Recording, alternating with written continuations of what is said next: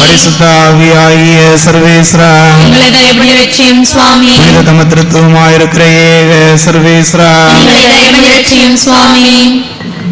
மிகவும் உன்னதமான அதிசய மணல் மாதாவே, ஜென்ம பாவம் இல்லாமல் உற்பவித்த அதிசய மணல் மாதாவே, இறைவனின் தாயாகும் பெயர் பெற்ற அதிசய மணல் மாதாவே, பரலோக மாதா என்னும் சிறப்போடு கணக்கன் குடியிருப்பில் காவலாக வீற்றிருந்த அதிசய மணல் மாதாவே, புனித சவேரியாருக்கு சிறப்பான பக்தியை அருளிய அதிசய மணல் மாதாவே, புனித சவேரியாரின் வழியாக புதுமைகள் பல புரிந்த அதிசய மணல் மாதாவே, புனித சவேரியாரின் வழியாக நம்பிக்கையோடு வேண்டிக் கொண்டதின் பேரில் இறந்த ஓர் இளைஞனுக்கு உயிர் கொடுத்த அதிசய மணல் மாதாவே, வாழ்வில் நம்பிக்கை இழந்தோருக்கு நம்பிக்கை நட்சத்திரமாகி அதிசய மணல் மாதாவே, ஏழை கைம்பெண்ணுக்கு நாரைகள் மூலமாக மீன்களை கொடுத்த அதிசய மணல் மாதாவே, உம்மை நாடுவோருக்கு ஆதரவும் அடைக்கலமுமான அதிசய மணல் மாதாவே, ஏழை கைம்பெண்ணுக்கு ஏற்பட்ட அநீதியை கண்டு கலங்கிய அதிசய மணல் மாதாவே, நீதியையும் அன்பையும் அதிகம் நேசிக்கின்ற அதிசய மணல் மாதாவே, மணல் காற்றில் ஊரழிந்த போது மக்களின் அநீதியை உணர்த்திய அதிசய மணல் மாதாவே, ஆலயம் மணலால் மூடப்பட்டாலும் அணையா விளக்காய் ஒளி வீசிய அதிசய மணல் மாதாவே, ஆடு மேய்த்த சிறுவனின் காலில் தட்டிய சிலுவை மூலம் மீண்டும் துலங்கிய அதிசய மணல் மாதாவே, புதையுண்ட ஆலயத்தை மக்களின் பெரும் முயற்சியால் துலங்கச் செய்த அதிசய மணல் மாதாவே, புதையுண்ட ஆலயத்தை அகழ்ந்தெடுத்த போது பீடத்தில் அணையா விளக்குடன் ஒளி வீசிய அதிசய மணல் மாதாவே, எல்லா சூழ்நிலையிலும் அணையா விளக்காக சுடர்விட்டு வாழ வழிகாட்டிய அதிசய மணல் மாதாவே, தாகத்தை தணிக்க கிணற்றை வெட்ட இடத்தை சுட்டி காட்டிய அதிசய மணல் மாதாவே, எண்ணெய் வாங்க வழி இல்லாத ஏழை பெண்ணுக்கு கிணற்று தண்ணீரால் விளக்கறிய செய்த அதிசய மணல் மாதாவே, பிரிந்து வாழும் தம்பதியரை இணைந்து வாழச் செய்கிற அதிசய மணல் மாதாவே, திருடரால் விரட்டப்பட்டவர்களுக்கு அடைக்கலமான அதிசய மணல் மாதாவே, இடைவிடா ஜபதவம் செய்தவருக்கு தரிசனம் அளித்து சுகமளித்த அதிசய மணல் மாதாவே, சாசை விரட்டி ஓட்டுகின்ற அதிசய மணல் மாதாவே, பாவத்தில் வாழ்கின்றவர்களுக்கு ஒளி விளக்காகி அதிசய மணல் மாதாவே, பேசும் தன்மை இழந்தவர்களை பேசச் செய்கிற அதிசய மணல் மாதாவே, நடக்க இயலாதவர்களை நடக்கச் செய்கிற அதிசய மணல் மாதாவே, கண் பார்வை இழந்தவர்களுக்கு பார்வை அளிக்கின்ற அதிசய மணல் மாதாவே, கேட்கும் தன்மை இழந்தவர்களை கேட்கும் தன்மை அளித்த அதிசய மணல் மாதாவே, வருபவர்களுக்கு வழிகாட்டியான அதிசய மணல் மாதாவே, மனம் கலங்குபவர்களுக்கு திடமருளும் அதிசய மணல் மாதாவே,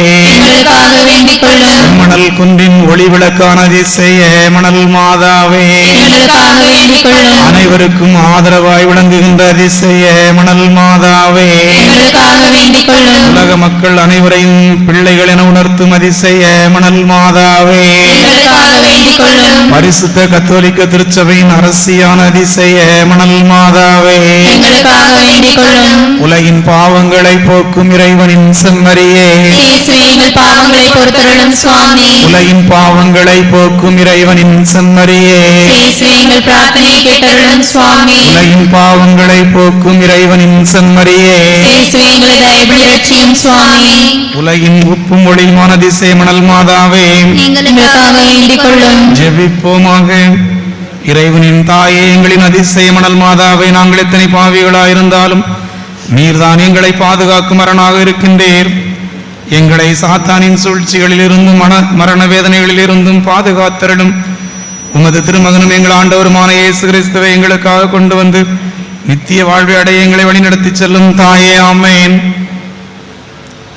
அதிசய மணல் மாதாவை நோக்கி ஜெபம். அதிசய மணல் மாதாவே, கடவுளின் தாயே, பரலோக மாதாவே, பாவிகளாகி எங்கள் பேரில் இரக்கமாயிரும். இந்த உலகில் வாழும் எங்களுக்கு தேவையான ஆன்ம சரீர நலன்களை நிறைவாய் பொழிந்தருளும். எங்கள் குடும்பங்களில் சமாதானத்தையும் மகிழ்ச்சியையும் நிலவச் செய்தருளும். எங்கள் வாழ்க்கை நிலைக்கு தேவையான எல்லா வரப்பிரசாதங்களையும் உதவிகளையும் தந்தருளும்.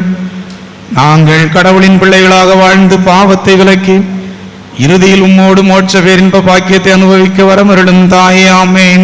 விண்ணுலகில் இருக்கிற எங்கள் தந்தையே, உமது பெயர் தூயது என போற்ற பெருக, உமது ஆட்சி வருக, உமது திருவுளம் விண்ணுலகில் நிறைவேறுவது போல மண்ணுலகிலும் நிறைவேறுக. எங்கள் அன்றாட உணவை இன்று எங்களுக்கு தாரும். எங்களுக்கு எதிராக குற்றம் செய்வோரை நாங்கள் மன்னிப்பது போல எங்கள் குற்றங்களை மன்னியும். எங்களை சோதனைக்குட்படுத்தாதேயும், தீமையிலிருந்து எங்களை விடுவித்தருளும். ஆமென். அருள் நிறைந்த மரியே, வாழ்க, ஆண்டவர் உம்முடனே, பெண்களுக்குள் ஆசி பெற்றவர் நீரே. உம்முடைய திருவயிற்றின் கனியாகிய இயேசுவும் ஆசி பெற்றவரே. தூய மரியே, இறைவனின் தாயே, பாவிகளாகிய எங்களுக்காக இப்பொழுதும் எங்கள் இறப்பின் வேளையிலும் வேண்டிக் கொள்ளும். ஆமென். அருள் நிறைந்த மரியே, வாழ்க, ஆண்டவர் உம்முடனே, பெண்களுக்குள் ஆசி பெற்றவர் நீரே. உம்முடைய திருவயிற்றின் கனியாகிய இயேசுவும் ஆசி பெற்றவரே. தூய மரியே, இறைவனின் தாயே, பாவிகளாகிய எங்களுக்காக இப்பொழுதும் எங்கள் இறப்பின் வேளையிலும் வேண்டிக் கொள்ளும். ஆமென். அருள் நிறைந்த மரியே, வாழ்க, ஆண்டவர் உம்முடனே, பெண்களுக்குள் ஆசி பெற்றவர் நீரே. உம்முடைய திருவயிற்றின் கனியாகிய இயேசுவும் ஆசி பெற்றவரே. தூய மரியே, இறைவனின் தாயே, பாவிகளாகிய எங்களுக்காக இப்பொழுதும் எங்கள் இறப்பின் வேளையிலும் வேண்டிக் கொள்ளும். ஆமென். தந்தைக்கும் மகனுக்கும் தூய ஆவியாருக்கும் ஆட்சி உண்டாவதாக. அதிசய மணல் மாதாவே, எங்களுக்காக வேண்டிக் கொள்ளும். அதிசய மணல் மாதாவே, எங்களுக்காக வேண்டிக் கொள்ளும். அதிசய மணல் மாதாவே. எங்களுக்காக வேண்டிக் கொள்ளும்.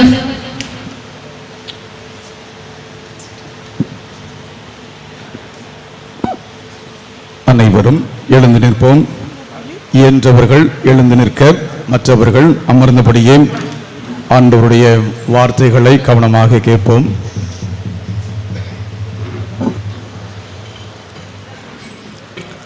அன்று மோசே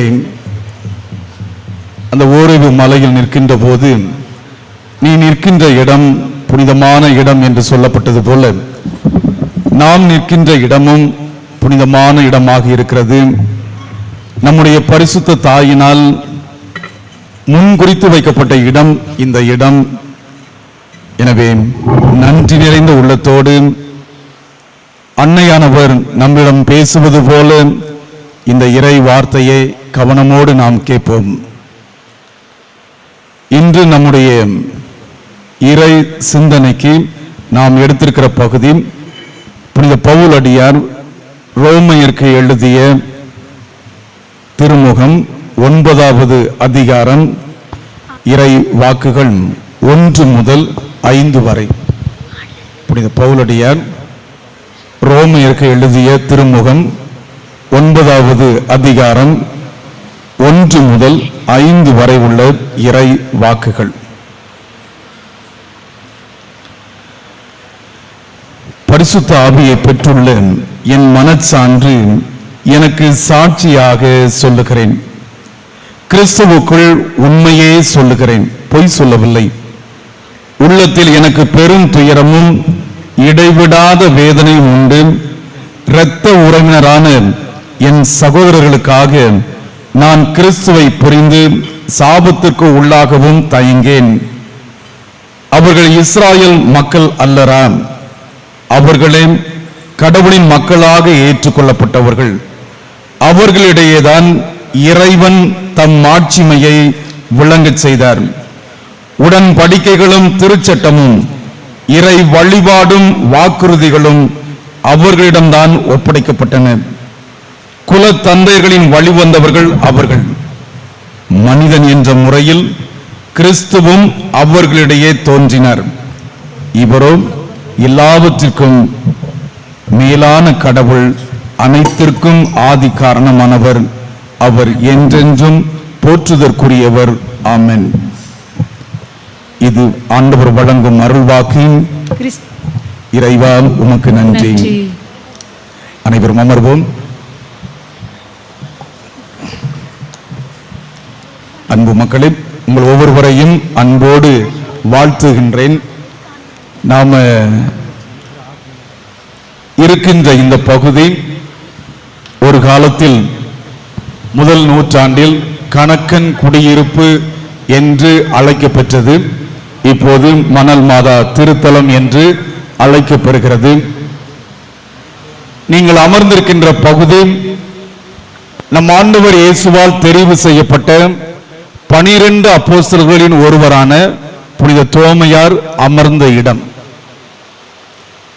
அவர் இங்கே இருந்து தன்னுடைய முதல் ஆலயத்தை கட்டி எழுப்பி, அதுவும் நம்முடைய பரிசுத்த தாய்க்கு கட்டி எழுப்பி, இங்கே இருந்து எசலாபுரம் மன்னராக இருந்த கந்தப்பர் என்று அழைக்கப்படுகிற அந்த ராஜாவினுடைய அரண்மனையில் மந்திரியாக வேலை பார்த்து, அவருடைய அரசனுடைய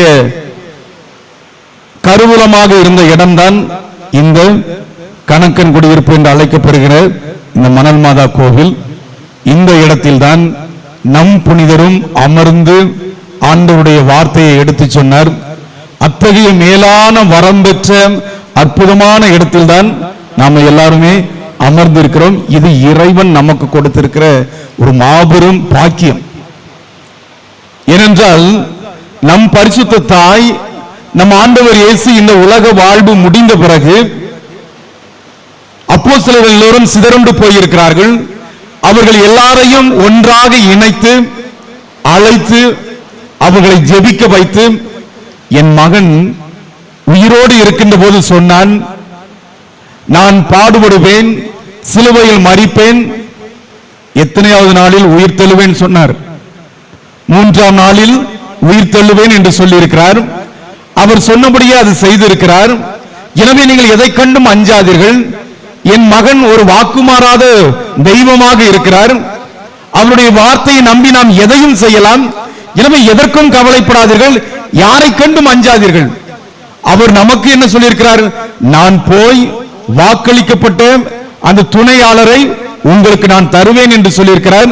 எனவே ஆவியானவரை பெறுகின்ற வரைக்கும் நாம் இங்கேயே தங்கி இருந்து ஜெபிப்போம் என்று சொல்லி எல்லா அப்போஸ்தலர்களையும் ஒன்றாக இணைக்கின்றார். அவ்வாறு ஆவியானவரை பெற்ற பிறகு மாதா ஒவ்வொரு அப்போஸ்தலர்களையும் ஒவ்வொரு நாட்டிற்கு அனுப்பி வைக்கிறார். என் அன்பு மக்களே, இதில்தான் மாதாவினுடைய பார்வையில் அப்போதே நமது பகுதி அவர் தெரிவு செய்கிறார். ஏறக்குறைய 175 நாடுகள் இருக்கிறது. இருக்கிற அப்போஸ்தலர்களும் மொத்தம் எத்தனை பேர்? 12 பேர். ஒருவன் இறந்து போனான், அதற்கு பதிலாக மற்றொரு திருத்தூதரை தெரிவு செய்து விட்டார்கள். எனவே 12 பேர். ஒரு 12 நாடுகளுக்கு வேண்டுமானால் அனுப்பி வைக்க முடியும். 175 நாட்டில் ஒரு 12 நாடுகளுக்கு அனுப்பி வைக்க முடியும். ஆனால் மாதா நமது பூமிக்கு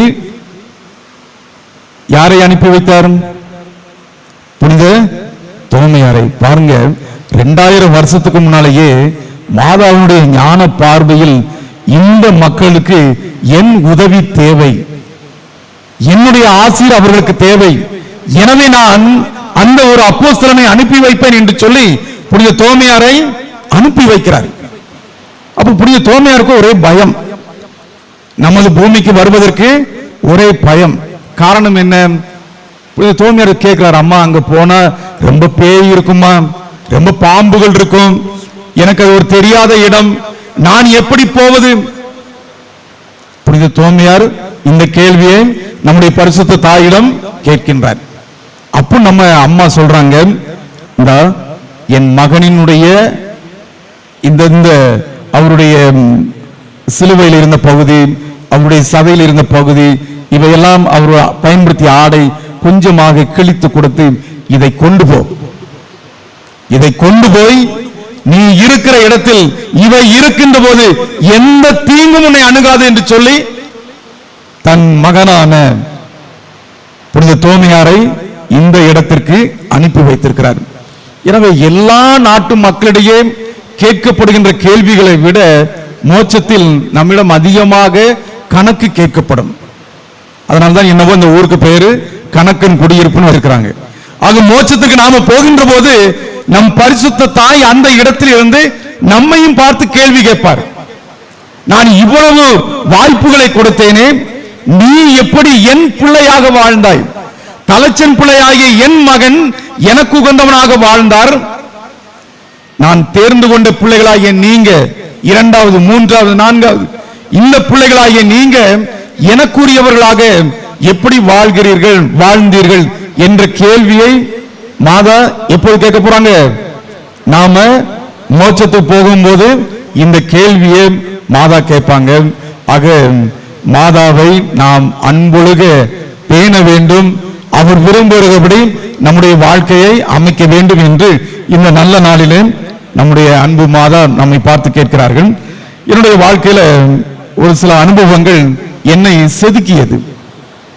நான் சிறுவனாக இருக்கின்ற போது அந்த ஊரில் ஒரு குடும்பத்தாரை பார்த்து இவர்கள் மச்சி வீட்டுக்காரர்கள் என்று சொல்வார்கள்.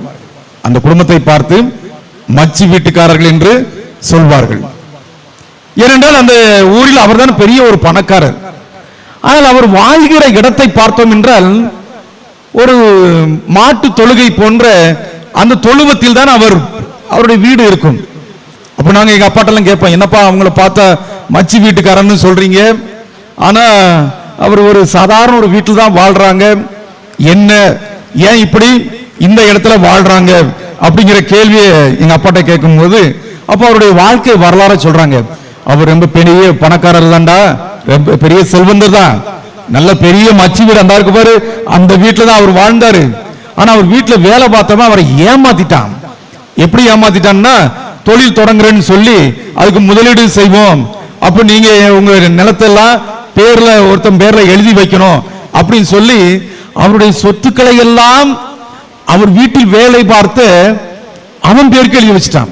இவர் படிப்பறிவு இல்லாத மனிதர், கையெழுத்து போட சொன்ன இடத்திலெல்லாம் போட்டு விட்டார். இப்போது ஒரு நாள் வருகின்ற போது இது எல்லாம் என்னுடைய வீடு, எனவே நீ என்ன செய்ய, இந்த வீட்டை காலி பண்ணி விடு என்று சொல்லுகிறார்கள். இந்த செல்வந்தரும் அந்த ஒரு சூழலில் அவன் மீது கோபப்படாமல் அவனை பார்த்து சொல்கிறான், இன்றைக்கு வேண்டுமானால் இந்த வீட்டிலிருந்து நீ என்னை ஏமாற்றி பறித்து என்னை வெளியே விரட்டலாம், ஆனால் என் பையன் இருக்கிறான், அவனை வைத்து நான் எல்லாவற்றையும் திரும்ப பெறுவேன் என்று அவருடன் சபதம் விட்டு ஒரு வீட்டில் வந்து அந்த தொழுவத்தில் வந்து இருக்கிறார். பையன்கிட்ட எப்பவும் சொல்லுவார், இங்க பாருடா, நம்ம இவன் ஏமாத்திட்டான், இவன் முன்னால நம்ம வாழ்ந்து காட்டணும், நம்ம ஒருபோதும் தாழ்ந்து போய்விடக்கூடாது, ஆனால் நீ என்ன செய்ய, நல்லா படிடா, நீ படித்து நல்லா முன்னேறணும், அப்பா இருக்கிற வரைக்கும் உனக்கு ஒரு குறையும் இருக்காது, நான் உன்னை நல்லா பார்த்துக்கிறேன்னு சொல்லி பையனை நல்லா படிக்க வைக்கிறார். பையனும் வகுப்புக்கு போறான், பள்ளிக்கூடத்துக்கு போறான். ஒரு நாள் அந்த பள்ளியினுடைய ஆசிரியர் இந்த அப்பாவை பார்க்கிறாரு. அப்பாவை பார்த்து, என்ன உங்க பையன் எப்படி இருக்கிறான், நல்லா படிக்கிறானா என்கிற கேள்வியெல்லாம் நாம கேட்பது மாதிரி ஆசிரியரும் அந்த தகப்பனும் கேட்கிறார். தகப்பனும் ஆசிரியர் பல கேள்விகளை கேட்கிறார். அப்ப என் பையன் எப்படி நல்லா படிக்கிறான் அப்படின்னு கேட்கும்போது அந்த ஆசிரியர் அப்படியே கொஞ்சம் உளத்துறாரு, சரியா சொல்ல மாட்டேங்கிறார். இருந்தாலும் பையனை பிடிச்சு கொடுத்து விட கூடாது என்பதற்காக பொறுமையாக இருக்கிறார். ஆனால் அந்த அப்பா சொல்றாரு, என் பையன் ரொம்ப நல்லா படிக்கிறான், ரொம்ப நல்லா படிக்கிறான். இப்ப பாருங்க, ஒரு 3 நாளைக்கு முன்னாடி நீங்க ஏதோ இந்தியா வரைபடம் வாங்க சொல்லி ஒரு 15 ரூபா கேட்டான், நானும் கொடுத்துட்டேன். நேத்து வந்து பாரத்னு ஒரு மேப் இருக்குன்னு சொன்னா, அந்த மேப்புக்கு ஒரு 15 ரூபா கேட்டான், நான் கொடுத்துட்டேன் அப்படின்னு அந்த அப்பா தன் மகன் நல்லா படிக்கிறத வச்சு அந்த ஆசிரியர்கிட்ட சொல்றாரு. இப்ப ஆசிரியருக்கு புரிஞ்சிட்டு, இந்த பையன் ஏமாத்துறான், இந்தியா என்பதும் ஒரே வரைபடம் தான், பாரத் என்பதும் ஒரே வரைபடம் தான், ஆனால் அப்பா படிப்பறிவு இல்லாதவர் என்பதற்காக ஒரே வரைபடத்திற்கு 30 ரூபா வாங்கிட்டு வந்து இவன் ஏமாத்திருக்கிறான் அப்படிங்கிறத அந்த ஆசிரியர் கண்டுபிடித்து அந்த அப்பாட்ட சொல்றாரு, உங்க பையனை பெருமையா பேசுறீங்க, சந்தோஷம், ஆனா உங்க பையன் உங்களை ஏமாத்துறான், 2 வரைபடமும் ஒரே வரைபடம் தான், ஒரே வரைபடத்திற்கு இப்படி பைசா 2 தடவை வாங்கியிருக்கிறான், கொஞ்சம் கவனமா நடந்துக்கோங்கன்னு சொல்லிட்டு ஆசிரியர் போயிட்டார். இப்ப இதே மாதிரி ஒரு சம்பவம் உங்க வீட்டுல நடந்துச்சுன்னா நீங்க வீட்டுக்கு போன உடனே உங்க பையனை பார்த்து என்ன சொல்லுவீங்க? நல்லா அடிப்பீங்க இல்லையா? அப்படிதானே? இந்த அப்பாவும் இதை கேட்ட உடனே மனசுல வெப்ராணம் தாங்க முடியல, கோபம். இருக்கும் போதுதான் தோணுது. இப்ப அவருக்கு அதெல்லாம் பெரிய வேதனை இல்லை. அவன் ஒருத்தன் என்ன ஏமாத்திட்டாங்க, ஏன் ரத்தம் என்ன ஏமாத்துதே, ரொம்ப வேதனை. அந்த வேதனையோட வீட்டுக்குள்ள போறாப்ல. அங்க பையன் விளையாடிட்டு ஓடி வாரான். வந்த உடனே எப்பா பள்ளிக்கூடம் அப்படின்னு வாயை திறக்கிறதுக்கு முன்னாடி இந்த அப்பா என்ன செஞ்சாருன்னா அந்த பையன் முன்னால முழங்கால் போட்டார். அவனுக்கு ஒண்ணுமே புரியல.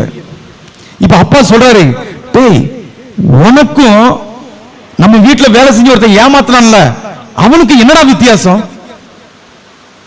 அவன் தான் என்னை நம்ப வச்சு கழுத்த அறுத்துட்டான், நீ எப்படா என்னை ஏமாத்த முடிஞ்சது? நான் உனக்கு என்ன குறை வச்சேன்? அப்படி என்று அந்த தகப்பனார் அந்த பையனை பார்த்து இந்த வார்த்தை சொன்னார். இது நடந்த சம்பவம். என் அன்பு மக்களே, இப்ப மாதாவும் நம்ம எல்லாரையும் பார்த்து நம் முன்பாக முழந்தால் படியிட்டு, உங்களுக்கு நான் என்ன குறை வச்சேன்? அந்த ஆதாம் ஏவாள் தான் இறைவனை ஏமாற்றினார்கள். யூதாஸ் இஸ்காரியோத்து என்னையும் ஏமாற்றினான், நீங்களும் என்னை ஏமாற்றுகிறீர்கள். என் பெயரால் என் பிள்ளைகள் என்று சொல்லிக்கொண்டு நீங்க விரும்புவதையெல்லாம் செய்கிறீர்கள். இப்போ யூதாஸ் இஸ்காரியோத்துக்கும் ஆதாம் ஏவாளுக்கும் என்ன வித்தியாசம்? உங்களுக்கு அவங்களுக்கு என்ன வித்தியாசம்? அவங்களும் என்னை ஏமாத்துறாங்க, நீங்களும் என்ன ஏமாத்துறீங்க. ஏன்னா இந்த இடத்தை நான் முன்குறித்து வைத்தேன். 2000 ஆண்டுகளுக்கு முன்பே இந்த இடத்திலிருந்து வேதம் புறப்பட வேண்டும். இந்த இடத்திலிருந்து என் மகனுக்கான சாட்சிகள் உருவாக வேண்டும். இந்த இடத்திலிருந்து அன்பு பிள்ளைகளாக இவர்கள் மாதாவின் பிள்ளைகளாக வாழ்கிறார்கள் என்பதை சுற்று வட்டாரம் சொல்ல வேண்டும் என்பதற்காக என் சீடனை அனுப்பி வைத்தேன். அந்த நோக்கத்தை நீங்கள் நிறைவேற்றியிருக்கிறீர்களா என்ற கேள்வியை யார் கேட்கிறாங்க? யார் கேட்கிறாங்க? மாதா நம்ம எல்லாரையும் பார்த்து கேட்கிறாங்க. இனி நீங்க வீட்டுக்கு போகும்போது நீங்க செய்கிற ஒவ்வொரு செயல், நீங்க பேசுகிற ஒவ்வொரு வார்த்தை, என் மாதா என்னிடத்தில் இவ்வளவு எதிர்பார்ப்போடு இருக்கிறார்கள், அந்த மாதாவுக்கு நான் துரோகம் செய்கிறேனா என்று என் மனச்சான்று அந்த கேள்வியை கேட்கும் என்றால் நாம் உண்மையிலேயே அர்த்தம் நிறைந்த வாழ்க்கையை வாழுகிறோம். எனவே இந்த மாதாவை இறைவன் எவ்வளவு அழகாக தூக்கி வைத்திருக்கிறார், எவ்வளவு பெருமைப்படுத்தியிருக்கிறார் என்பதை நாம வேதத்திலிருந்து இன்று கற்றுக்கொண்டு இந்த தாயை நாம முழுமையாக பின்பற்றுவோம். இந்த உலகத்தில் கோடான கோடி ஜனங்கள் பிறக்கிறார்கள் இல்லையா? அதில் ஒரு சிலர் கண்டிப்பாக பிறப்பார்கள் என்று தீர்க்க தரிசனமாக சொல்லப்பட்டிருக்கிறது வேதத்தில். யார் அவர்கள்?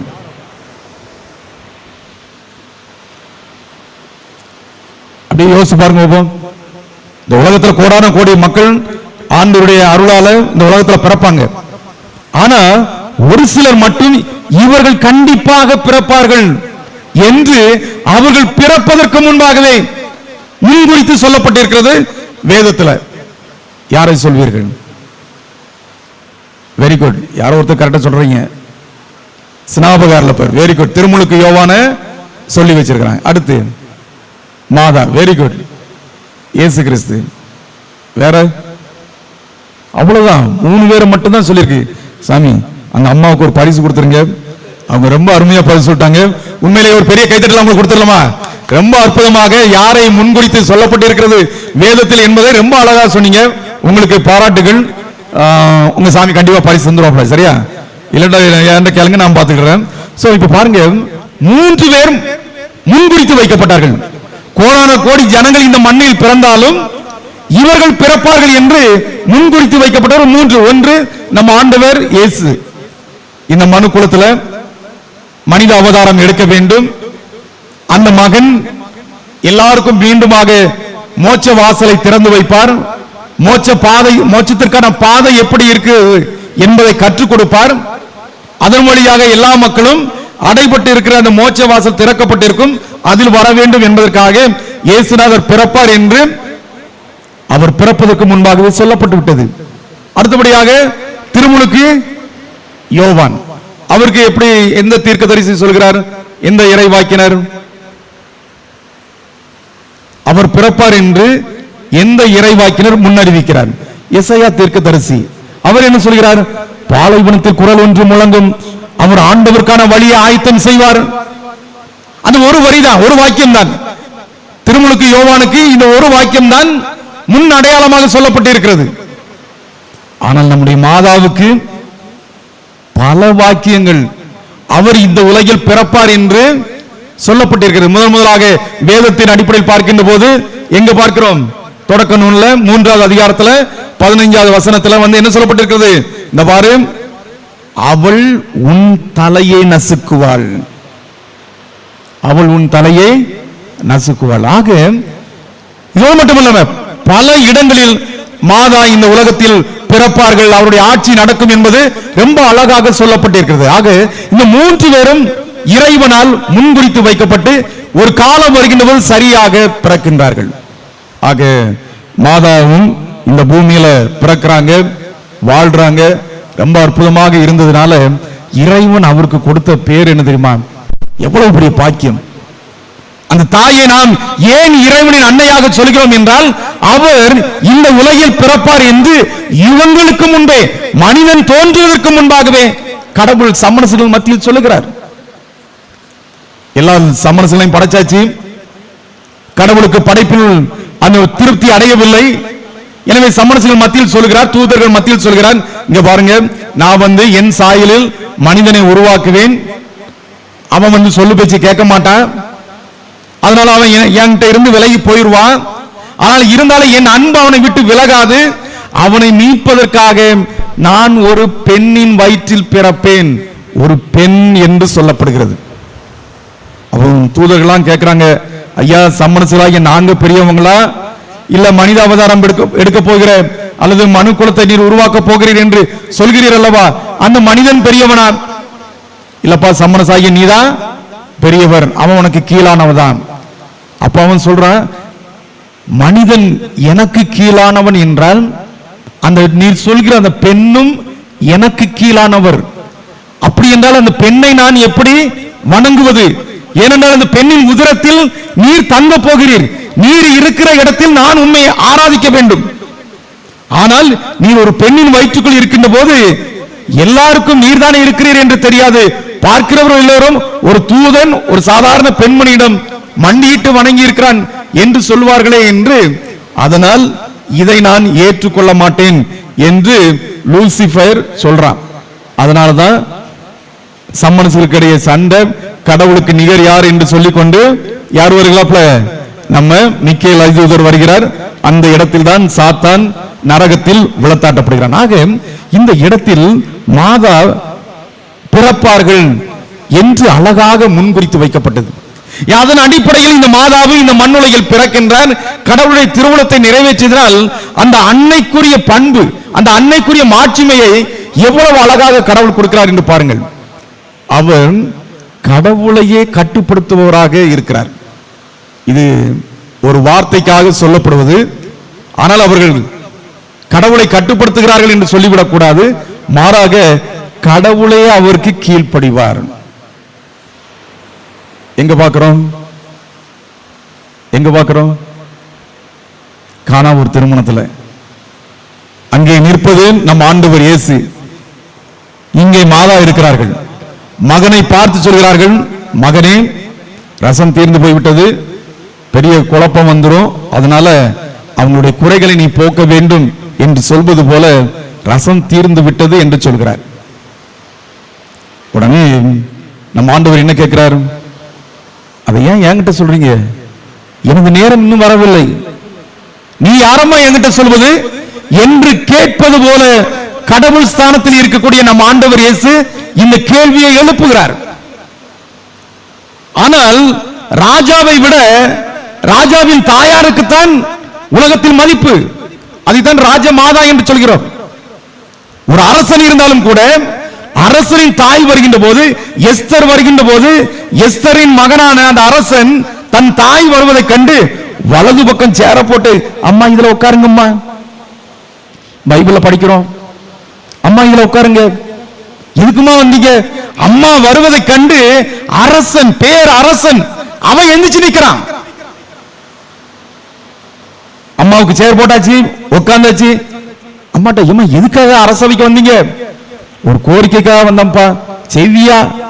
என்னம்மா செய்வியான்னு கேக்குறீங்க? உத்தரவிடுங்க. என் சப்தத்தை விட, என் வார்த்தைகளை விட உங்கள் வார்த்தை வலிமை வாய்ந்தது.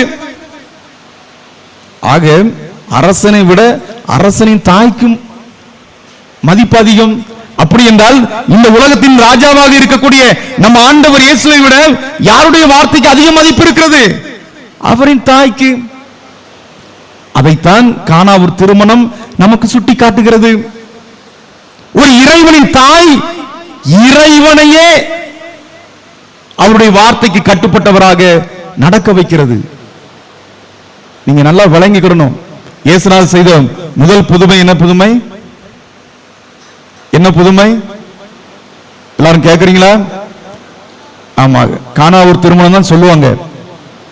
ஆனால் வரலாற்றை பல புத்தகங்களை படிக்கின்ற போதெல்லாம் அவர் தாயின் கருவறையில் இருக்கின்ற போது புதுமை செய்திருக்கிறார். அவர் பிறந்த பொழுது புதுமை செய்திருக்கிறார். எகிப்திற்கு தூக்கி கொண்டு போகின்ற போது புதுமை செய்திருக்கிறார். இத திருக்குர்ஆனிலும் சொல்லப்பட்டிருக்கிறது. நம்முடைய பைபிள்ல முதல் புதுமையாக இயேசுநாதர் செய்த முதல் புதுமையாக, அதுவும் மாதாவினுடைய வார்த்தைகளுக்கு இணங்க அந்த புதுமை நடக்க வேண்டும் என்பதற்காக அந்த புதுமைகளை எல்லாம் மறைத்து விட்டு என்ன செய்றாங்க?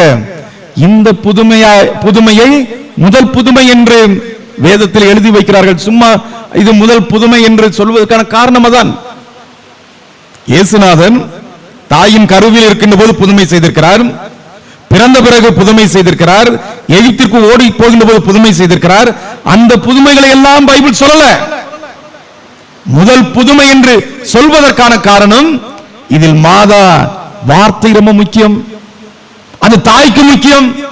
அந்த தாய் தான் மீட்பின் பேருபலன்களை தொடங்கி வைக்கிறார் என்பதை சொல்வதற்காக தூய ஆவியினால் ஏவப்பட்டு வேதத்தில் இவ்வாறு பதிவு செய்யப்படுகிறது. ஆக அவர் இறைவனின் அன்னையாக இருப்பதினால் அந்த இறைவனே அவருடைய வார்த்தைக்கு கட்டுப்பட்டவராக இருக்கிறார். ஆக இறைவன் அவருக்கு கொடுத்த பெரிய பேரு இது. இரண்டாவது பெயரை பார்க்கின்ற போது இறைவனின் தாய் என்பதனால் படைப்புகளுக்கெல்லாம் அவர் ஒரு அதிபதியாக இருக்கிறார். படைப்புகளை எல்லாம் தன்னுடைய கட்டுக்குள் வைக்கிறார். யாரு? மாதா. ஏற்றுக்கொள்வீங்களா? இந்த அண்ட சராசரங்கள் எல்லாம் யாருடைய கட்டுப்பாட்டுக்குள்ள இருக்கும்? இறைவனுடைய கட்டுப்பாட்டுக்குள்ள தான் இருக்கும், இல்லையா? அவர் தான் எல்லாத்தையும் வகுத்து வைத்திருக்கிறார்.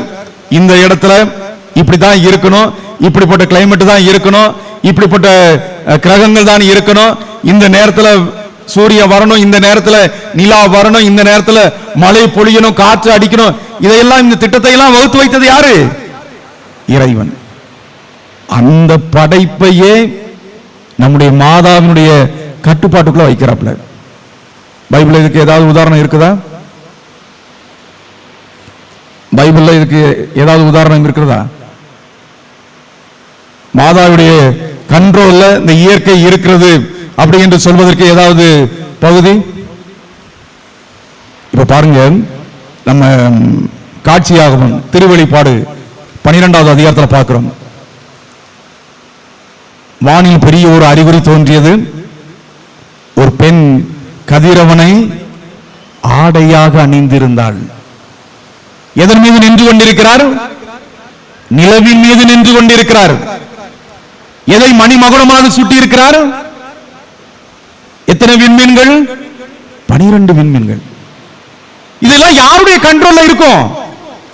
இறைவனுடைய கண்ட்ரோல்ல தான் இருக்க முடியும். ஆனால் அந்த இயற்கையில் உள்ள ஒவ்வொன்றும் மாதாவிடம் சரணடைகிறது என்பதை புனித யோவானுக்கு காட்சியில் சொல்லப்படுகிறது. ஆக இவர் இறைவனின் தாய் என்பதனால் இயற்கை இவருக்கு கட்டுப்படுகிறது. எனவேதான் தாய் திருச்சபை இவரை இறைவனின் அன்னை என்று சொல்கிறது. ஆக நீங்க நல்லா யோசிச்சு பாருங்க, நமக்கு கொஞ்சம் வெயில் அடிச்சா கூட நம்மளால வீட்டை விட்டு வெளியே வர முடியல. இந்த தேடிக்காட்டுக்குள்ள எப்படி நடக்கிறது? 40 டிகிரி செல்சியஸ் வெயில் அடிச்சாலே இந்த மணல் அனலாக கொதிக்கும். இவ்வளவு வெக்கையை கூட தாங்க முடியாத நம்ம மாதாவை எப்படி சொல்றோம்? அவள் கதிரவனை ஆடையாக அணிந்திருந்தாள். யாராவது சூரியன் போய் பக்கத்துல போய் நிக்க முடியுமா? இருக்கிறாங்க. அடுத்து நிலவின் மீது நின்று கொண்டிருக்கார். நம்மளும் நிலாவுக்கு எத்தனையோ சேட்டலைட் அனுப்பிதான் பார்க்கிறோம், முடியல, எல்லாம் கீழே விழுந்து விடுகிறது. ஆனால் இவர் நிலவின் மீது நின்று கொண்டிருக்கிறார். அடுத்து எதை மணிமோடமாக சுட்டி இருக்கிறார்? விண்மீன்கள். இப்ப உங்ககிட்ட கேள்வி, இந்த பூமி என்ற கோள் பெரியதா, விண்மீன்கள் பெரியதா? சைஸ்ல எது? விண்மீன்கள். ஆனா நீங்க பாடம் எப்படி படிப்பீங்க? ட்விங்கிள் ட்விங்கிள் லிட்டில் ஸ்டார்னு சொல்லுவீங்க. அப்ப படிக்கிற பாடமே தப்பான பாடம் தான். இந்த பூமியை விட பெரிய அளவு கொண்டதான் ஒவ்வொரு விண்மீன்களும். கொஞ்சம் வானத்தை அண்ணாந்து பாருங்க, இப்ப பார்க்க முடியாது, எல்லாம் ஒளி வெள்ளமா இருக்குது. அப்படியே நீங்க கொஞ்சம் இருட்டுக்குள்ள நடந்து போய் பாருங்க. இன்னைக்கு நல்லா அழகாக பௌர்ணமி வேற வந்துட்டு இருக்கு. அந்த நிலவின் மீதான் நம்முடைய மாதா நின்று கொண்டிருக்கிறார்கள். அப்போ ஒரு விண்மீன் இந்த பூமியின் அளவை விட பெரியது என்றால் அதை அவர் தன் தலையில் மகுடமாக சுட்டி இருக்கிறார். என்ன அர்த்தம்? இந்த இயற்கை எனது கட்டுப்பாட்டிற்குள் இருக்கிறது. இது இறைவன் அவருக்கு கொடுத்த பேரு. அதை விட மேலாக சாத்தானின் கொட்டத்தை இவர்தான் அடக்குவார் என்று இறைவன் முன்குறித்து வைக்கிறார். யார் யாருக்கு சண்டை? அவள் உன் தலையை நசுக்குவாள் என்று ஆண்டவர் சொல்றாருல முதலே. அந்த சண்டை யார் யாருக்கு? சம்மனசுக்கும் கடவுளுக்கும் சண்டை. அவங்களுக்குள்ள தீர்த்து வச்சுக்கிட வேண்டியதானே? ஏன் அந்த சாத்தானின் குற்றத்தை அடக்குவதற்கு ஒரு பெண்ணை கொண்டு ஏன் ஆண்டவர் எழுத்து வைக்கிறாரு? அது அவருடைய திருவுளம். தான் செய்ய வேண்டிய பணியை தன் தாய் செய்ய வேண்டும் என்பதை இறைவன் முன்குறித்து வைக்கிறார். எனவேதான் இந்த தாயை கண்டு இந்த சாத்தான்கள் எல்லாம் பயப்படுகிறார்கள்.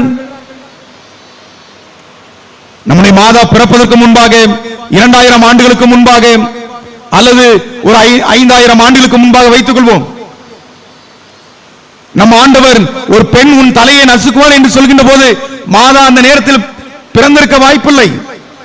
அந்த பெண்மணியானவர் பிற்காலத்தில் தான் பிறக்கப் போகிறார். அவர் பிறப்பதற்கு முன்பாகவே இறைவன் தன் திட்டத்தை எழுதி வைத்து விட்டார். எனக்கு ஒரு தாய் வருவார், அந்த தாய் தான் இந்த சாத்தானின் தலையை குற்றத்தை அடக்குவாள். ஆக இறைவன் நம் அன்னையின் வார்த்தைக்கு கட்டுப்படுகிறார், இயற்கை கட்டுப்படுகிறது, சாத்தானும் கட்டுப்படுகிறான். ஆக மூன்றையும் நம்முடைய தாய் கட்டுப்படுத்துவதனால்தான் தாய் திருச்சபை நம்முடைய மாதாவை இறைவனின் அன்னை என்று தைரியமாக அழைக்கிறது. நமக்கும் அன்னை இல்லையா? நம்ம இருக்கிற இடம் நான் ஏற்கனவே சொன்னது போல ஒரு பரிசுத்தமான இடம். புனித தோமையார் கட்டிய ஆலயம். நாம இப்போ கீழே பார்க்கிறோம்னா இந்த ஆலயம் இது கிடையாது. இதுக்கு கீழே, அந்த ஆலயத்திற்கு கீழே இன்னும் 60 அடி தோண்டி பார்த்தோம் என்றால் என்ன இருக்கும்? புனித தோமையார் கட்டிய ஆலயம் இருக்கிறது என்று நான் புத்தகத்தில் வாசித்திருக்கிறேன். ஏனென்றால் ஒரு காலத்தில் நம்பியாறு இப்போ ஆத்தங்கர பள்ளிவாசல போய் முடிவடைகிறது. ஆனா முதல்ல எங்க முடிஞ்சது? முதல்ல நம்பியார் ஓடி வருகின்ற போது இந்த பெரிய தாளையில தான் என்ன செஞ்சது? அது கடலோடு கலந்தது. அப்போ இந்த நம்பியாறு இந்த செம்மண் தேரியில் ஓடி இருக்கிறது. சரிதானா? புத்தன் தருவையெல்லாம் கடந்துதான் அது போயிருக்கிறது. அப்போ மணல் அரிப்புலாம் என்ன இருக்கிறது? அவர் கட்டிய அந்த தேவாலயம் பூமி கீழே இருக்கு, இன்னும் 60 அடிக்கு கீழே இருக்குது. அதை அகழ்வாராய்ச்சி செய்தோம் என்றால் அத்தகைய சுவடுகள் எல்லாம் நமக்கு கிடைக்கும். அப்போ இந்த தாய் இவ்வளவு நமக்கு அற்புதமான பாக்கியத்தை நமக்கு செஞ்சிருக்கிறார். இப்ப அந்த தாயை இறைவனின் அன்னையாக விழா எடுத்து கொண்டாடுவதனால எனக்கு என்ன பிரயோஜனம்? எனக்கு என்ன பிரயோஜனம்? என் அன்பு மக்களே, அந்த மாதா கேட்கிறாங்க, என் தலைச்சன் பிள்ளை என் மகன் ஆண்டவர் இயேசு. பைபிள் அங்க சொல்லப்பட்டிருக்கும், அவர் தன் தலைச்சன் பிள்ளையை அந்த மாட்டு தொழுவத்தில் பெற்றெடுக்க வைத்திருந்தார் சொல்லப்பட்டிருக்கும். இதை கேட்ட உடனே அப்படின்னா அவருக்கு மாதாவுக்கு இன்னும் பிள்ளைகள் இருக்குதா என்ற கேள்வியை கேட்பாங்க. இன்னும் பிள்ளைகள் இருக்குதா? ஆமா இருக்குது. யாரு? நாம தான். பரிசுத்த ஆவியானவர் அவ்வளவு அருமையாக அந்த நற்செய்தியை எழுதியவர்களை இந்த வார்த்தையை ஸ்பெசிபிக்கா போட வைக்கிறாங்க. அவர் தலைச்சன் பிள்ளை. தலைச்சன் பிள்ளை என்பது ஆண்டவர் இயேசு. மற்ற பிள்ளைகள் எல்லாரும் நாம எல்லாரும் அவருடைய பிள்ளைகள். இப்ப உங்க வீட்டுல ஒரு பிள்ளை இருக்குது, 4 பிள்ளைகளை பெற்றெடுத்து வச்சிருக்கீங்க. ஒருத்தன் கலெக்டர், ஒருத்தன் டாக்டர், ஒருத்தன் தெருப்பொறுக்கி, ஒருத்தன் ஒண்ணுத்துக்கு உதவாதவன். இப்படி இருந்தா அந்த தாய் அந்த பிள்ளைகளை எல்லாரையும் அன்பு செய்ய அல்லது விரும்புவாரா? தன் பிள்ளைகள் இப்படி இருப்பதை எந்த தாயாவது விரும்புவார்களா? ஒரு பையன் நல்லா இருக்கிறான், ஒரு பையன் இன்னொரு பையன் நல்லா இருக்கிறான், 2 பேரும் உகந்தவனாக இல்லை என்றால் அந்த தாய் எவ்வளவு வேதனைப்படுவார்கள். அப்ப என் தலைச்சன் பிள்ளை ரொம்ப அழகாக இருக்கிறான், கடவுளுடைய விருப்பத்தை நிறைவேற்றியவனாக இருக்கிறான், நீங்க எல்லாரும் எப்படி இருக்கிறீங்க? ஆக அந்த தாயை நாம எந்த ஒரு காலகட்டத்திலும் மனநோகப்படுத்தி விடக்கூடாது. என் ஆண்டவர் இயேசுவிடம் என்ன குணநலன்கள் இருந்ததோ அது எல்லாம் என்னிடத்திலும் இருக்க வேண்டும். நம்முடைய வாழ்க்கையில அந்த தாய் தான் நாம ரொம்ப விரும்புவோம். சமீபத்தில் நீங்க படிச்சீங்கன்னா எனக்கு தெரியல, ஒரு 100 அடி போர்வெல் போட்டிருந்த அந்த இடம், அதுல ஒரு 8 வயசு பையன் உள்ள விழுந்துட்டான். அது நல்ல பெரிய போர்வெல்லாம் போட்டிருந்தாங்க, உள்ள விழுந்துட்டான். அவனை பல கஷ்டங்களுக்கு மத்தியில எப்படியோ காப்பாத்திட்டாங்க. அப்ப அந்த பையன் கேட்கறாங்க, டேய் எப்படா இருந்துச்சு, நீ குழிக்குள்ள இருந்தபோது நீ என்ன உணர்ந்தன்னு கேட்டாங்க. அப்ப அந்த பையன் சொன்னான், நான் உள்ள விழுந்துட்டேன், என்னமோ சரசரசன்னு கீழே இறங்கின மாதிரி இருந்துச்சு. உள்ள போக போக போக போக பார்த்தீங்கன்னா ஒரே இருட்டா இருந்துச்சு. அப்படி என் உடம்பெல்லாம் ஒரே காயமா இருந்து எனக்கு வலி ரொம்ப இருந்துச்சு. கொஞ்ச நேரத்தில் போகும்போது அப்படியே எனக்கு மூச்சு விடவே கஷ்டமா இருந்துச்சு. அதுக்கப்புறம் பார்த்தீங்கன்னா அப்படியே ரொம்ப சூடா இருந்துச்சு. உள்ள ஏதோ நான் ஒரு நெருப்புக்குள்ள விழுந்த மாதிரி இருந்துச்சு. சரி, அப்படி விழுந்துட்டு இருக்கும்போது உனக்கு என்ன தெரிஞ்சது? நான் மேல தலை தூக்கி பார்க்கிறேன், கையாசி பார்க்கிறேன், என்னால முடியல, எங்கு பார்த்தாலும் இருட்டா தான் இருந்துச்சு. சரி, அதுக்கப்புறம் நீ என்ன யோசிச்ச? அப்போ நான் எங்க அம்மாவை தான் தேடினேன், எங்க அம்மான்னு சொல்லி சொல்லி கூப்பிட்டேன், கேட்கல யாருக்கும். எம்மா நான் உன்னை எப்படியாவது பாத்திர மாட்டேனா? உன் மடியில வந்து நான் விட மாட்டேனா? எம்மா நான் எனக்கு இப்போ உன்னை கட்டி பிடிக்கணும் போல இருக்குமா? அவன் சாக போற நேரத்தில் இருக்கிறான். சாக போற நேரத்தில் இருக்கிறவன் எவனும் பொய் சொல்ல மாட்டான்.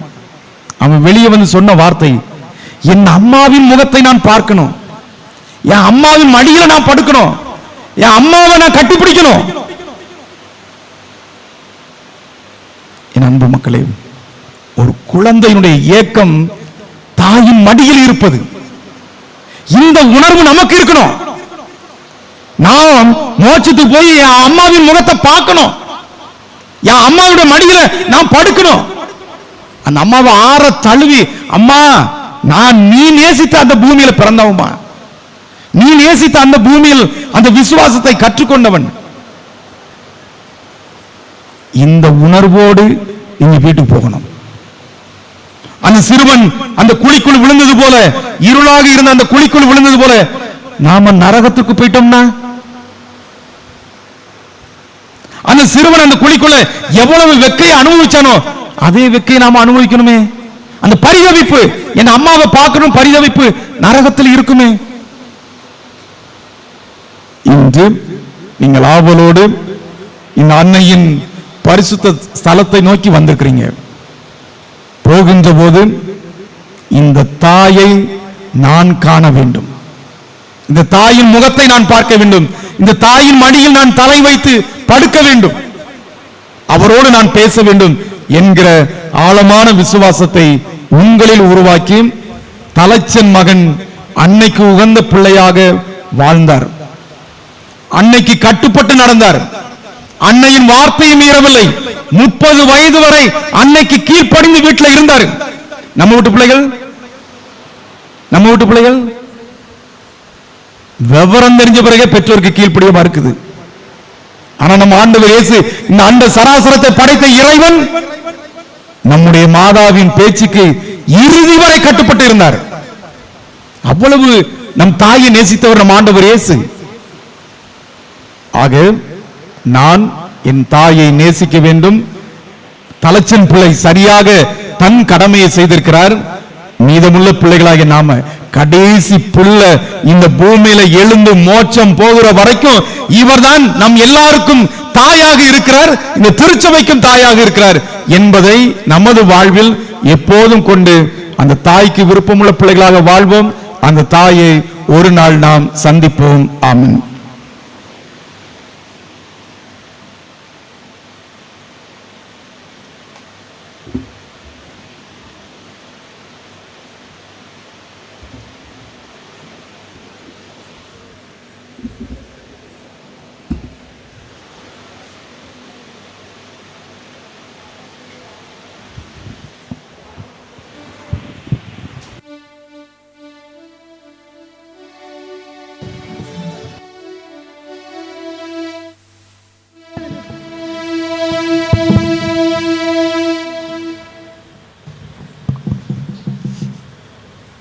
பாட்டு புக்கில் விட்டுக்கோங்க.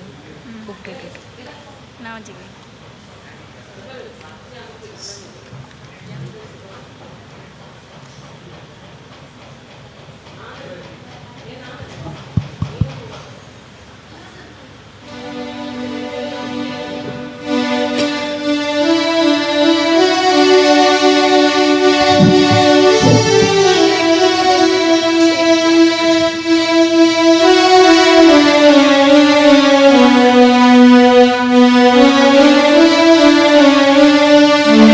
ஆமென்.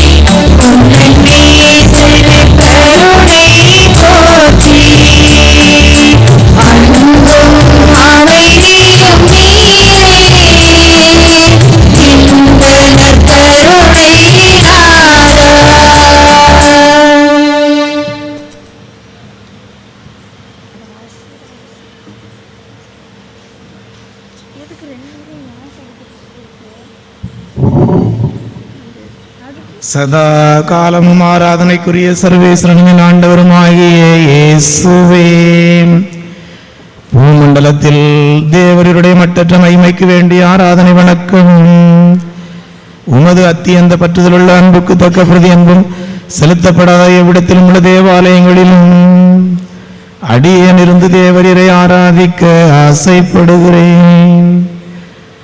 ஆனால் இத்தனை தலங்கள் இருக்க என்னாலே கூடாமையால் அவசங்கைப்பட்ட அந்த தேவாலயங்களில் நினைவின் வழியாவது பிரவேசித்து யூதர் பதிதர் பொல்லாத கிறிஸ்தவர்களால் எப்போதாயிலும் தேவருக்கு செய்யப்பட்ட நிந்தை அவமானங்களுக்கு பரிகாரமாக உம்முடைய நேச பரிசுத்த மாதாவின் அன்பையும் ஆராதனையையும் உமது பலிபீடத்தின் மேல் காணிக்கையாக ஒப்புக் கொடுக்கிறேன் சுவாமி.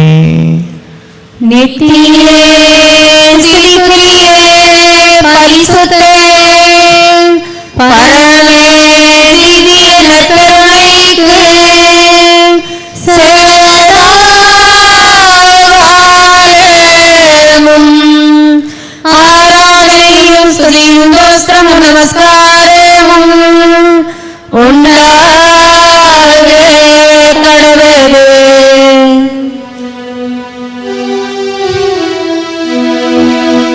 என் தேவனே, நான் உம்மை விசுவசிக்கிறேன்,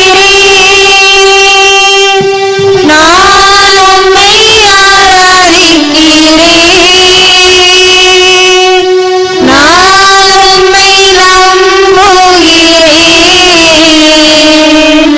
நான் உம்மை நேசிக்கிறேன். உம்மை விசுவசியாதவர்காகவும்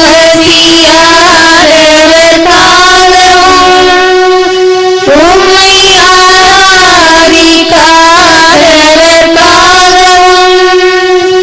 உம்மை நம்பாதவர்காகவும் உம்மை நேசியாதவர்காகவும் உமது மன்னிப்பை கேட்கிறேன், உமது மன்னிப்பை கேட்கிறேன்.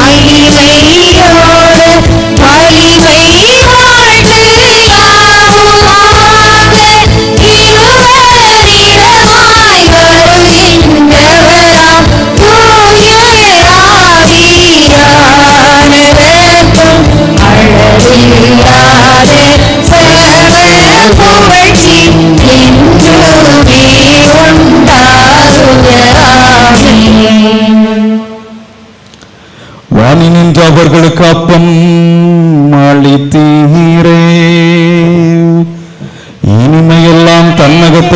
அப்பம் இதுவே. மன்றாடுவோமாக. இறைவா, இந்த வியப்புக்குரிய திருவாரூர் சாதனத்தில் உம்முடைய திருப்பாடுகளின் நினைவை எங்களுக்கு விட்டு சென்றேன். உமது திருவுடல் திரு ரத்தம் இவற்றின் மறைபொருளை வணங்கும் நாங்கள் உன்னை பின்பலனை இடைவிடாமல் அனுபவிக்க அருள் புரியும். என்றென்று வாழ்ந்து ஆட்சி செய்கின்றவர் நீரே.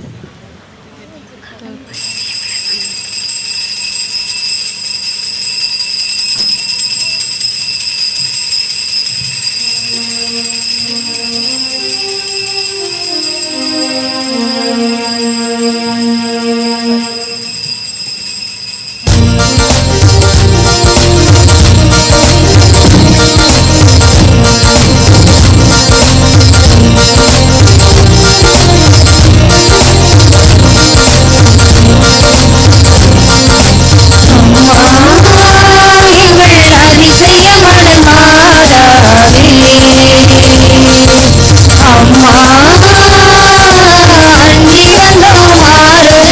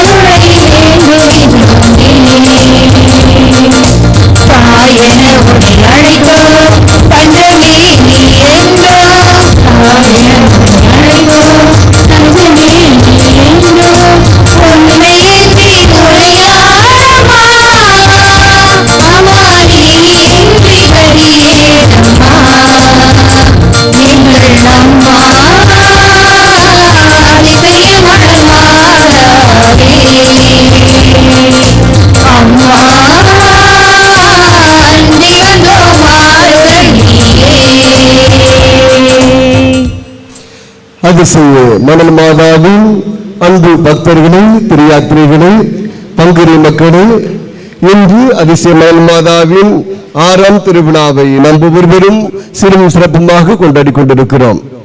இந்த நாளிலே நம்முடைய அதிசய மணல் மாதா இறைவனின் தாய் என்ற தலைப்பிலே நாம் சிந்தித்துக் கொண்டிருக்கிறோம்.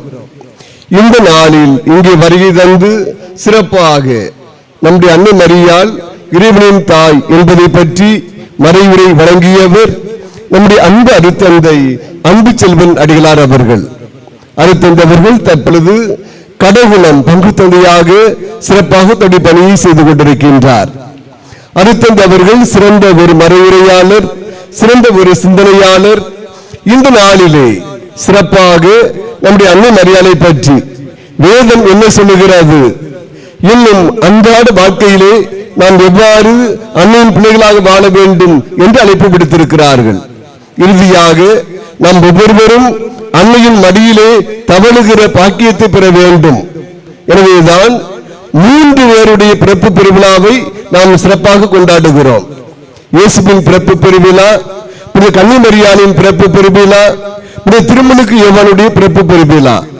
இந்த 3 திருவிழாக்களும் இந்த 3 பேரையும் இறைவன் முன்குறித்து வைத்திருக்கிறார் என்ற ஒரு செய்தியை தன்னுடைய மறைவுரை வழியாக வழங்கியிருக்கின்றார்கள். அன்பு அருத்தந்தை அன்பு செல்வன் அடிகளாரை பற்றி சொல்கிற பொழுது, இவர் தருவு குலத்தின் மண்ணின் மைந்தர். அருத்தந்தவர்கள் இந்த ஆண்டு தன்னுடைய குருத்துவ வாழ்வின் வெள்ளி விழாவை சிறப்பாக கொண்டாடி கொண்டிருக்கிறார்கள். 25 ஆண்டுகளாக குருத்துவ பணியிலே தன்னுடைய வாழ்க்கையை ஆன்மீக பணியிலும் சமூக பணியிலும் அவர் ஈடுபட்டு சிறப்பாக நம்முடைய கத்தோலிக்க தாய் திருச்சபைக்கு பணியாற்றி கொண்டிருக்கிறார். தோப்புவிலை தன்னுடைய முதல் பங்கு பணித்தளத்திலே பரலோக மாதாவிற்காக அங்கே ஆலயத்தை கட்டி எழுப்பியவர். இளங்குளத்திலே ஆரோக்கிய அன்னைக்காக புதிய ஆலயத்தை அங்கே கட்டி எழுப்பியவர். வள்ளியூர் VMSSS வள்ளியூர் பல்நோக்கு சமூக சேவை சங்கத்தின் இயக்குனர் தந்தையாக 5 ஆண்டுகள் சிறப்பாக பணியாற்றியவர். எனவே அன்பு அருத்தந்தை அவர்கள் எல்லோரிடமும் அன்பாக பழகக்கூடியவர். இப்பொழுது கூட நம்பியாறு அந்த ஆற்றின் எங்கெல்லாம் ஓடுகிறது, அந்த ஆற்றினுடைய தன்மை என்ன என்பதை பற்றி விவசாயிகள், ஏனைய மக்கள் அனைவரையும் ஒன்று சேர்த்து ஒரு இயக்கமாக அங்கே நம்பியாற்றை எவ்வாறு செயல்படுத்த வேண்டும் என்ற திட்டங்களை என்பதையெல்லாம் அவர் இன்றும் சமூக பணியாற்றி கொண்டிருக்கின்றார். அப்படிப்பட்ட அன்பு அருத்தந்தை என்னுடைய உறவினர், என்னுடைய பிரியம்மா மகன் இந்த நாளிலே இங்கே வருகை தந்து நமக்காக இறைவனுடைய அன்னை நம்முடைய கன்னி மரியாள் என்பதை பற்றி சிறப்பாக மறைவுரையாற்றி இறை அருளை பெற்று தந்திருக்கின்றார்கள். எனவே அன்பு அருத்தந்தை அண்ணன் அன்பு செல்வன் அடிகளார் அவர்களுக்கு நம்முடைய பங்கு நிதிக்குழுவினர், பங்கு செயற்குழு உறுப்பினர்கள், பங்கு இறைமக்கள் அனைவரின் சார்பாக நம்முடைய வாழ்த்துக்களையும் பாராட்டுக்களையும் நன்றி தெரிவிக்கும் விதமாக இந்த பொன்னாடியை போர்த்தி நம்முடைய மகிழ்ச்சியை அன்போடு தெரிவித்துக் கொள்வோம்.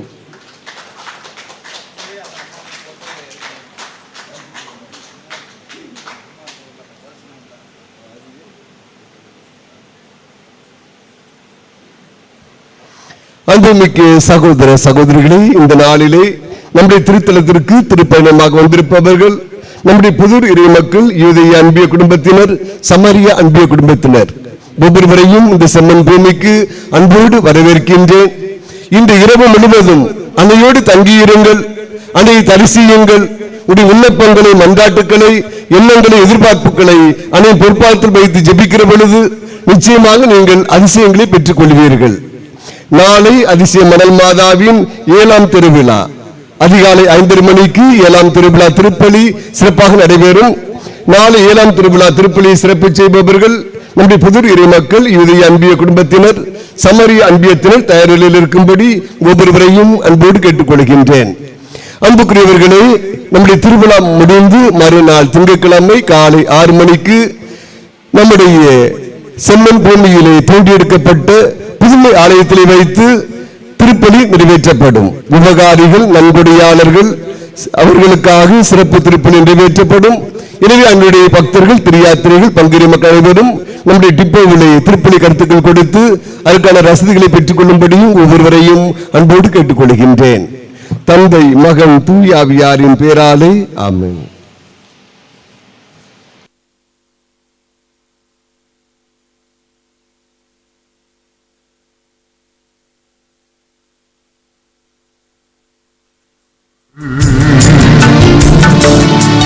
அஞ்சாதே அஞ்சாதே நான் உன்னுடன் இருக்க